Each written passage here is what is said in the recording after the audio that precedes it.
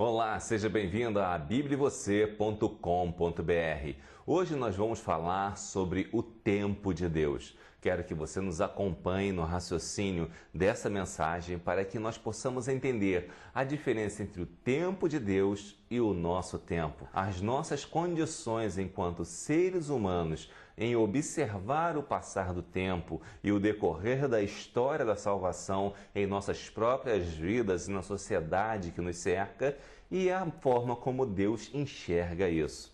Nós vamos usar como texto base 2 Pedro 3, de 8 a 10. Em 2 Pedro 3, de 8 a 10, fala que um dia para Deus é como 1000 anos e 1000 anos como um dia. Nós vamos procurar entender o que significa isso. O que significa essa relatividade entre um dia e 1000 anos. E nós vamos também ver qual a mensagem que essa informação traz. Vamos então acompanhar o raciocínio seguindo para o texto de 2 Pedro 3, de 8 a 10, que diz o seguinte: Mas, amados, não ignoreis uma coisa, que um dia para o Senhor é como 1000 anos, e 1000 anos como um dia. O Senhor não retarda a sua promessa, ainda que alguns a tenham por tardia, mas é longânimo para conosco, não querendo que alguns se percam, senão que todos venham a arrepender-se. Mas o dia do Senhor virá como ladrão de noite, no qual os céus passarão com grande estrondo, e os elementos ardendo se desfarão, e a terra e as obras que nela há se queimarão. Nós vamos começar meditando nessa questão de 1000 anos e um dia para Deus como sendo a mesma coisa e vice-versa. Na verdade, esse texto pode ser entendido sob o sentido figurado, de que Deus não vê o tempo da forma que nós vemos no sentido do seu entendimento, ou no sentido propriamente literal, que para Deus o tempo não faz tanta diferença assim. Prefiro a versão que diz que Deus ele acompanha o tempo, mas que esse tempo não faz a mesma diferença para ele que faz para nós, seres humanos. O tempo de Deus não pode ser entendido por nossa ansiedade. É a primeira lição que nos deixa esse texto. Note que nesse período em que Pedro escreveu esse texto, o povo cristão, todos os que eram cristãos, eles estavam passando por perseguições. E como Jesus tinha prometido voltar, vir ao mundo, estabelecer um novo céu e uma nova terra, o povo ansiava por isso. E o povo não tinha paciência, porque estava ansioso para fugir de seus percalços, fugir da perseguição e ser libertado pelo nosso Senhor no momento em que eles desejavam, que a ansiedade deles pedia.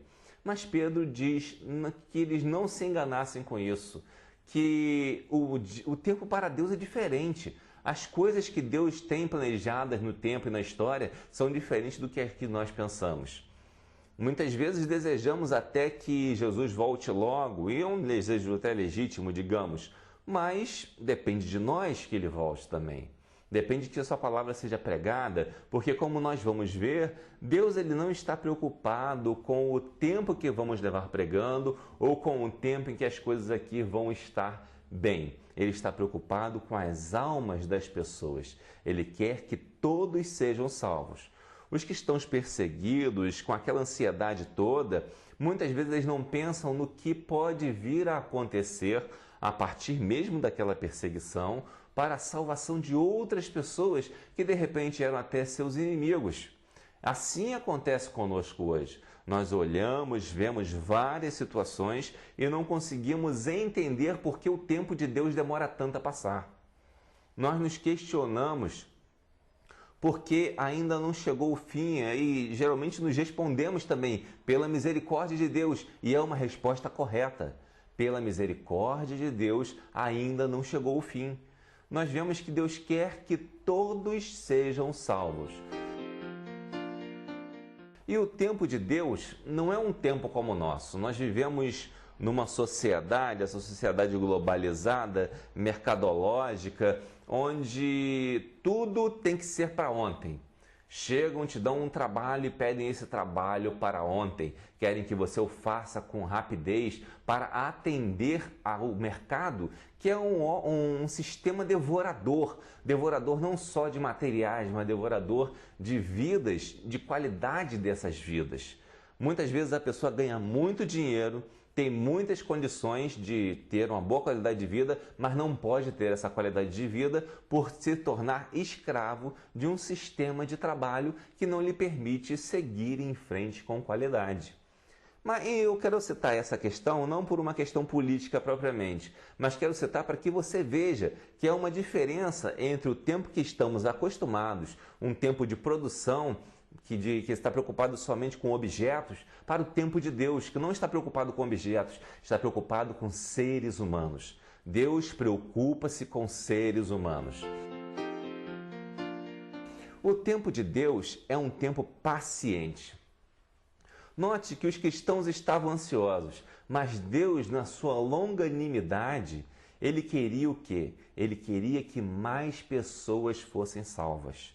É claro que Tessalonicenses, nos primeiros versículos e capítulo ali, ele também vai nos dizer o seguinte, que haverá um momento em que a iniquidade será tão grande, mas tão grande que o Senhor vai abreviar aqueles dias. Mas note que a iniquidade é a operação do mal e não a operação da igreja. A igreja opera através da pregação da palavra de Deus. E nós queremos que muitas pessoas venham a conhecer a palavra de Deus. E por isso, às vezes algumas pessoas dizem que devemos apressar a volta de Cristo. Ora, o que apressa a volta de Cristo é a operação da iniquidade. O que na verdade nós fazemos é trazer cada vez mais pessoas para Cristo. Devemos querer trazer mais pessoas para Cristo conforme mais tempo tivermos para fazermos isso. Isso é fundamental. É fundamental que nós determinemos em nossas vidas, para nós mesmos, que devemos ter mais tempo para ganhar almas para Cristo. E Deus ele vai decidir a hora dele voltar ou não. Deus também diz, Jesus, nosso Senhor, ele nos diz que ele não voltará até que todo o mundo ouça a palavra de Deus. Ainda existem muitos lugares sem ouvir. De repente nós estamos ansiosos para que Jesus venha. Tem uma pessoa aí, um pastor, que tentou fazer várias predições dizendo que Jesus vinha agora, ou vinha no dia seguinte, ou logo depois. Errou todas, porque ele não pode acertar. Ele não pode acertar. Ele, na verdade, estava fazendo uma tentativa infrutífera, porque só Deus conhece o dia da sua vinda. Só Deus sabe o dia certo. Está tudo em seus planos. Então, a nossa ansiedade, ela não condiz com a paciência de Deus para com as pessoas, para com os seres humanos. Imagine se Jesus tivesse voltado antes de você aceitá-lo como Salvador. Não seria bom? Mas você o aceitou por quê? Porque Deus teve paciência de dar tempo para que você, eu e outras pessoas viéssemos a conhecê-lo através da pregação do Evangelho. É muito importante isso. É importante notar que Deus nos dá oportunidades a cada momento e que nós não somos donos do tempo de Deus. Nós não podemos tentar apressar as coisas ou prever as coisas. Devemos simplesmente nos submeter à vontade de Deus e pregar o Evangelho por mais tempo possível para que mais pessoas ainda venham a se salvar. O tempo de Deus também é garantido pelo seu poder. Ora, se formos garantir o nosso tempo pelos nossos recursos, pelas nossas possibilidades, eles são finitos. Se formos garantir o nosso tempo pela nossa ansiedade, nós também vamos pensar nos recursos e possibilidades junto com essa ansiedade para que possamos aproveitar a melhor oportunidade para cada coisa. Mas Deus ele tem paciência, porque a melhor oportunidade ela não é produzida, ela surge, ela aparece no coração das pessoas. A melhor oportunidade para ouvir a voz de Deus, ela aparece no coração de cada um e ela não é um objeto de produção em massa. Por isso, a paciência de Deus ela é garantida pelo seu poder, pois ele tem um poder de administração onipotente e onipresente do plano de salvação. Onipotente, ou seja, Deus tem todo o poder para cuidar de todas as coisas. E onipresente e também onisciente, porque Ele está presente em todos os lugares, sabe o que é necessário para que a sua palavra chegue lá, e a sua onisciência tem o conhecimento de tudo. Então nós podemos entender que não podemos esperar ou desejar ou prever a vinda de Jesus de qualquer forma.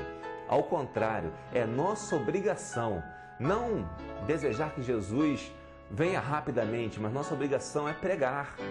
Porque se nós desejamos que Jesus venha logo, nós estamos nos eximindo de pregar. Nós estamos querendo, não quero pregar mais, Senhor, eu quero que o Senhor volte logo. Não é isso o nosso objetivo. O nosso objetivo é pregar até que Ele venha.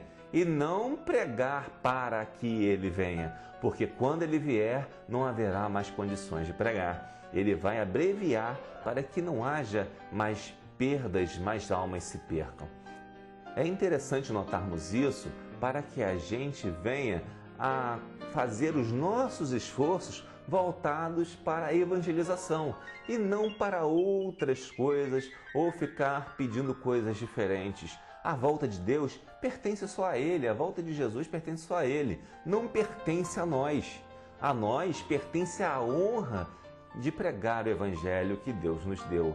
E eu quero concluir esse pensamento dizendo que, para entender o tempo de Deus, nós não podemos entendê-lo com ansiedade da volta dele. Pelo contrário, nós devemos entender pela sua paciência, pela sua longanimidade para conosco e para com outras pessoas também que virão a ser nossos irmãos em Cristo e aqueles que estão perdidos no mundo.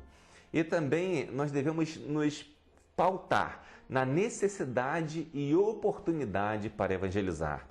Não pense, o mundo está perdido, o mundo não tem mais jeito, eu não vou mais fazer o que Deus quer que eu faça. Esqueça isso. Pense assim, o mundo está perdido, o mundo por si só não tem mais jeito. Mas Jesus me deu o poder, a autoridade e o dever de pregar o Evangelho a todo aquele que possa ouvir e entender a sua palavra. Então pregue o Evangelho, anuncie a tempo e fora de tempo, para que a palavra do Senhor vá a todos os lugares. E vamos esquecer os sensacionalismos apocalípticos que tem por aí, pois só servem para vender jornal e não produzem nenhum fruto para o reino de Deus. Que Deus nos abençoe e que nós possamos estar cada vez mais firmes e constantes na evangelização em nome de Jesus. Amém.